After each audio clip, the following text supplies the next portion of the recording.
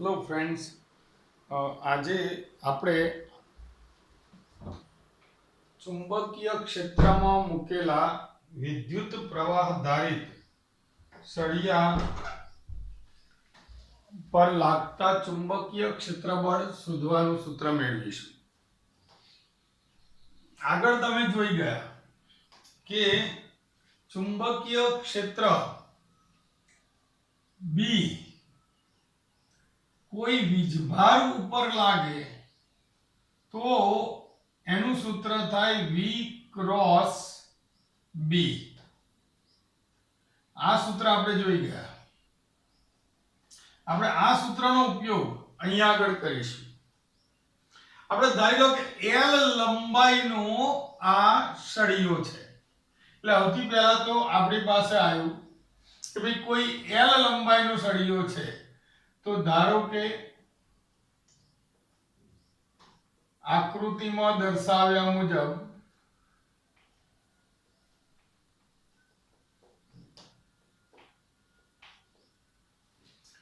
L લંબાઈનો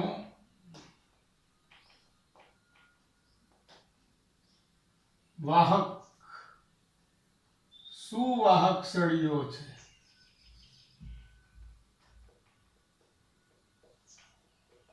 આ સળિયો સુવાહક છે.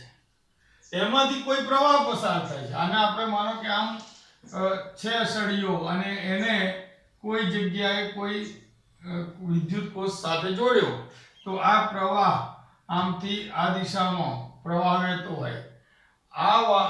આ સળિયામાંથી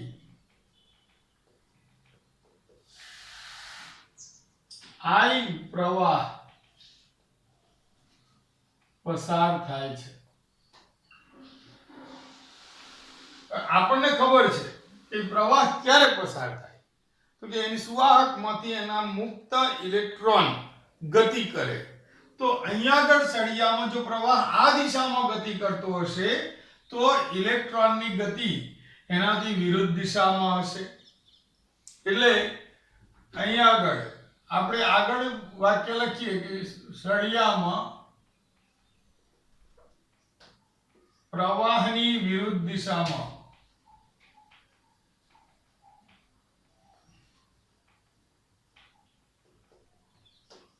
ઇલેક્ટ્રોન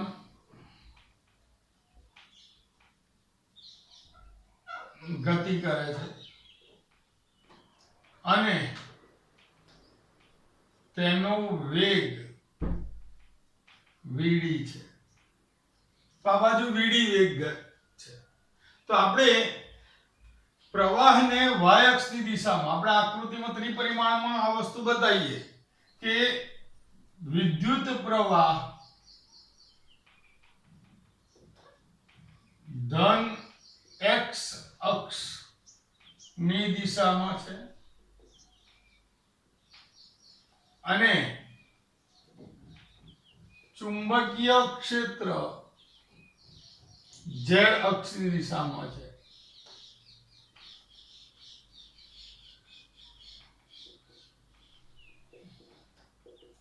એનો મતલબ ઇલેક્ટ્રોનની ગતિ ઋણ અક્ષની દિશામાં થઈ.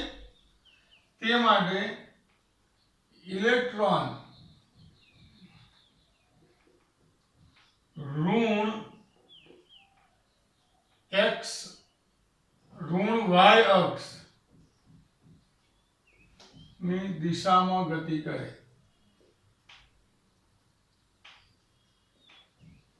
એટલે આ દિશામાં થઈ. તો આપણી પાસે સૂત્ર તે માટે b બરાબર -e કૌંસમાં vd ક્રોસ b.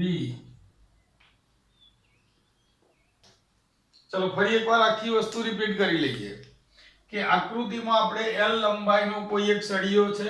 આ સળિયામાં આપણે એની અક્ષને, સળિયાની અક્ષને y અક્ષ તરીકે ગણી લઈએ તો y ધન છે, આ બાજુ y ડેશ ઋણ અક્ષ છે. તો જ્યારે એને કોઈ સમાન ચુંબકીય ક્ષેત્ર z અક્ષની દિશામાં હોય એવા આ સળિયાને મૂકવામાં આવે અને એમાંથી I જેટલો પ્રવાહ પસાર કરવામાં આવે, મેં આમાં બતાવ્યું એમ, તો ચુંબકીય ક્ષેત્ર જે છે એ ચુંબકીય ક્ષેત્રનું સૂત્ર જોવા જાવ તો આ પ્રમાણે બનશે. આ સૂત્રમાં q આપણે જોવા જઈએ તો q થાય, અહીં q છે, q વીજભાર છે. તો આપણું આ સૂત્ર છે ઓરિજિનલ. પણ અહીંયા આગળ દર્શાવ્યું એમ પ્રવાહ y અક્ષની દિશામાં હોય તો એનો મતલબ એમ થયો કે વીજભાર એટલે કે આપણા ઇલેક્ટ્રોન એ ઋણ y અક્ષની દિશામાં ગતિ કરતા હશે. હવે આગળ વધીએ આપણે કે આપણને ખબર છે કે આ l લંબાઈ ને એ આડછેદનું ક્ષેત્રફળ છે. હવે આપેલા સુવાહક સળિયામાં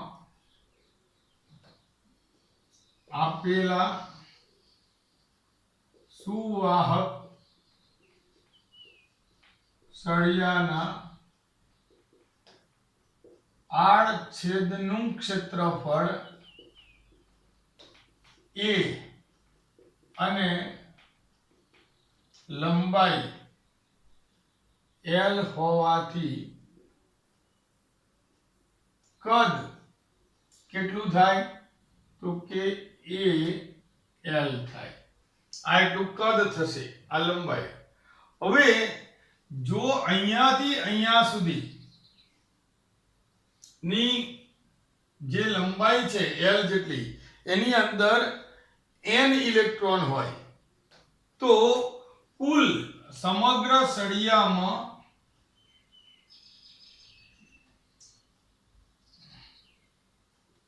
સળિયાનું વીજભાર શું થાય? q બરાબર આપણી પાસે કુલ સંખ્યા n વીજભાર આપણી પાસે n હોય. કુલ સંખ્યા સળિયાના ગતિ કરતા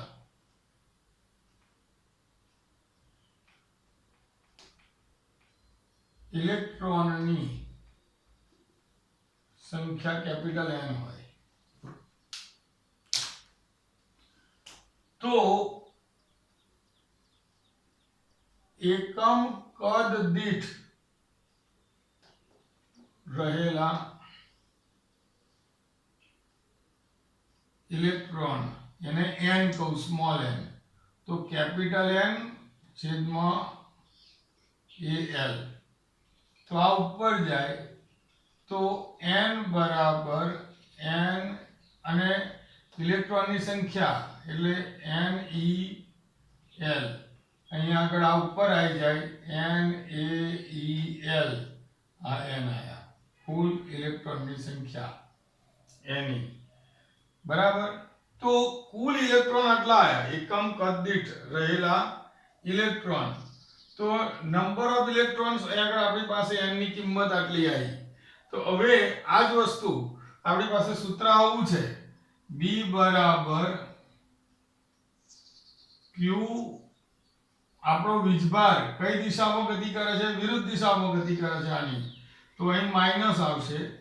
v અને vd તરીકે ઓળખીએ, vd ક્રોસ b. કેમ vd તરીકે? કારણ કે આપણો એ શું છે? ડ્રિફ્ટ વેગ છે. બરાબર. તો q ની જગ્યાએ કિંમત મૂકી દો. b બરાબર f બરાબર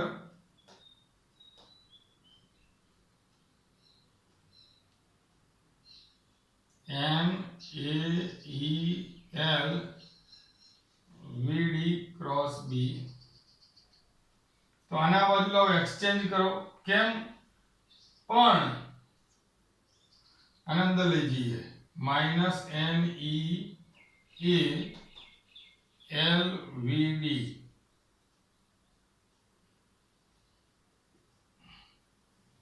તો આ માઈનસ છે, હું આ માઈનસ આને આપી દઉં છું. પણ માઈનસ L vd બરાબર માઈનસ નું પ્લસ, સ્થાન ફેરફાર થઈ ગયો સદિશનો, એટલે આ માઈનસ નું પ્લસ થઈ ગયું. એટલે NEA અહીંયા આગળ vd બહાર કાઢી લઉં, L અંદર લઈ જાઉં, સદિશ એની જોડે જોડી દીધો. પણ પાછું આપણી પાસે એક બીજું સૂત્ર છે, VD બરાબર I છેદમાં NEA. તો આ ઉપર જાય બરાબર શું થઈ જાય I. તો અહીંયા આગળ મૂકો કિંમત I કૌંસમાં L ક્રોસ B. આ ડ્રિફ્ટ વેગનું સૂત્ર હતું, ચેપ્ટર નંબર 3 માં આવેલું. તો F બરાબર આ સૂત્ર બન્યું. સદિશ શબ્દ સદિશની સંજ્ઞા કાઢવી હોય તો ILB sin થીટા થાય. અને આના આધારે આપણા પરિણામોની વાત કરીએ તો ધ્યાન આપજો. સૌથી પહેલું પરિણામ કે પ્રવાહ અને ચુંબકીય ક્ષેત્ર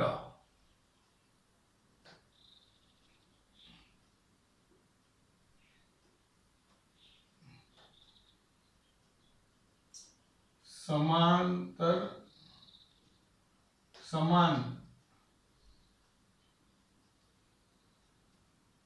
અથવા પરસ્પર વિરુદ્ધ હોય તો થીટા 0 કે થીટા પાઈ થાય. અને sin 0 બરાબર sin પાઈ બરાબર 0 મળે તે માટે ચુંબકીય ક્ષેત્ર બળ શું મળે? 0. અને નંબર 2, પ્રવાહ અને ચુંબકીય ક્ષેત્ર પરસ્પર લંબ હોય તો થીટા બરાબર પાઈ બાય 2. તો sin પાઈ બાય 2 બરાબર 1. તે માટે F બરાબર ILB કેવું મળે? મહત્તમ મળે.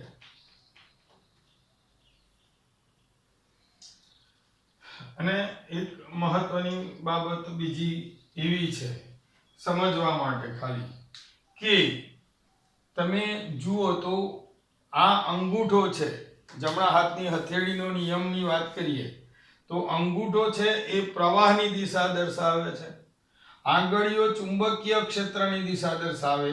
તો એ બેને પરસ્પર લંબ હોય એવું સમતલ L ક્રોસ B નું પરસ્પર લંબ હોય એવું સમતલ એટલે કે હથેળીની તમારા તરફની દિશા એ ચુંબકીય ક્ષેત્ર બળની દિશા.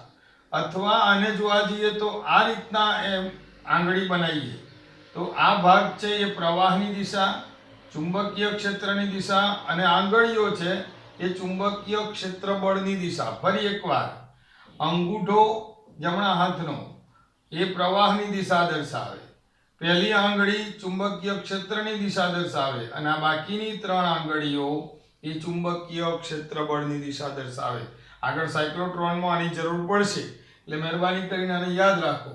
અને આ આખી બાબત ના સમજાય તો મને ફોન કરજો, પણ આ મોસ્ટ IMP થિયરી છે, આની બહુ જ જરૂર પડશે આગળ.